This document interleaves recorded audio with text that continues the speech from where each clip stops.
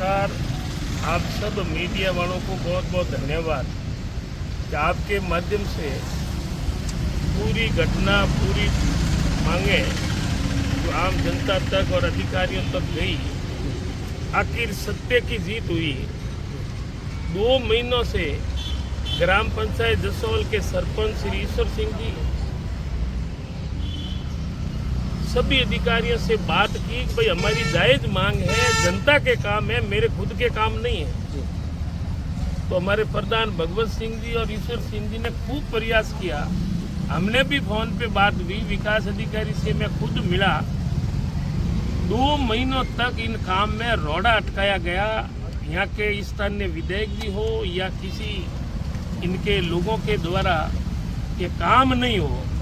मुझे बड़ा दुख होता है, जनप्रतिनिधि सरकारें कोई भी बने, सरपंच कोई भी हो, ज़्यादा से ज़्यादा लोगों के काम हो, लेकिन ये पहली बार हमें सुनने और देखने को मिल रहा है कि काम रोकने के लिए प्रयास किए। इसलिए ग्राम पंचायत जसोल और ब्लॉक कांग्रेस कमेटी द्वारा मजबूरी में धरना देना पड़ा। धरना देना कोई शौक नहीं है, रात में भी दिन में भी, और सभी ने सहयोग किया।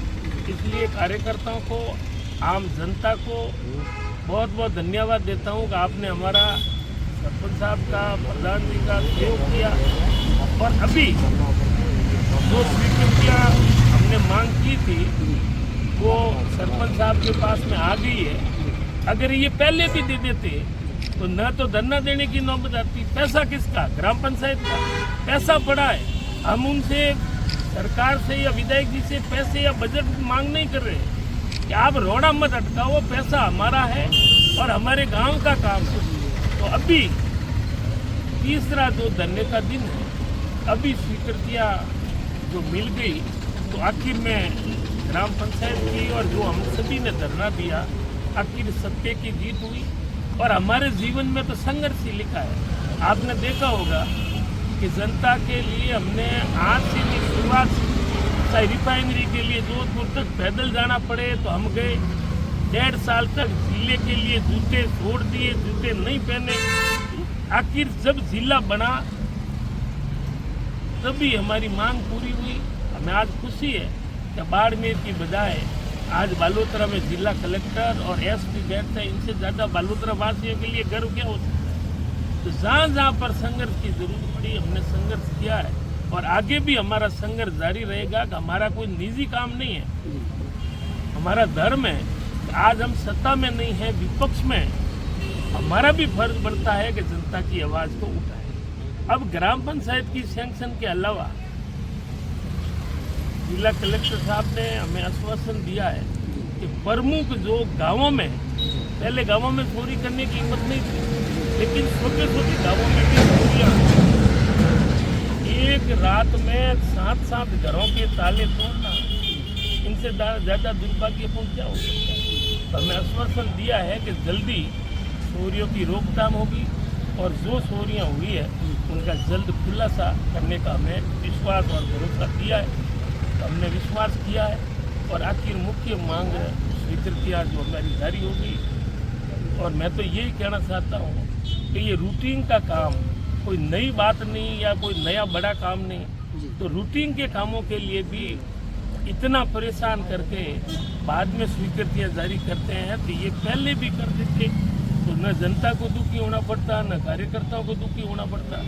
और आखिर में हमारी जायज़ मांग जो पूरी हुई है, मैं सरपंच साहब को और हमारे प्रधान जी को, दोनों ब्लॉक अध्यक्ष भाई सज्जन जोगचंद जी, वीरम सिंह जी, नगर पालिका में नेता प्रतिपक्ष और सभी उपस्थित, उन सबको मैं बहुत बहुत बधाई देता हूँ कि सत्य की जीत हमेशा हुई है। परेशान कर सकते हैं, लेकिन आज हमारी सत्य की जीत हुई। मैं इन सबको बधाई देता हूँ और धन्यवाद भी देता हूँ।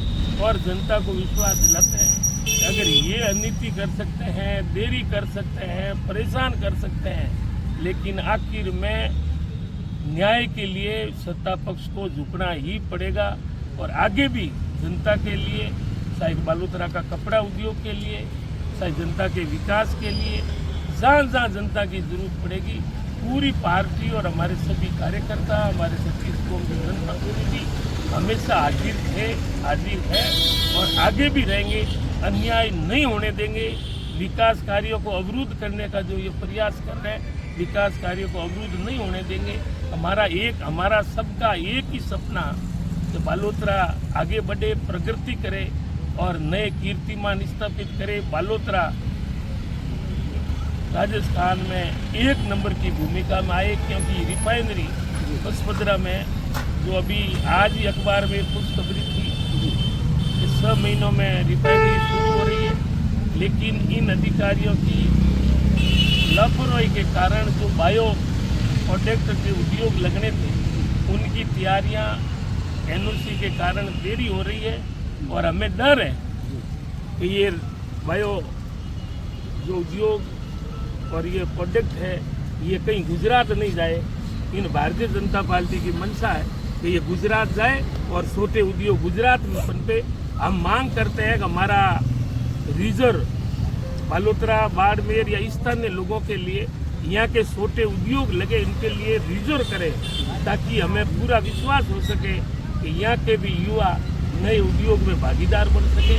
आज भी अखबार में है कि देरी के कारण ये रिफाइनरी तो शुरू हो जाएगी और इनका जो मटेरियल निकलेगा वो गुजरात जाके वहाँ उत्पाद तैयार होंगे।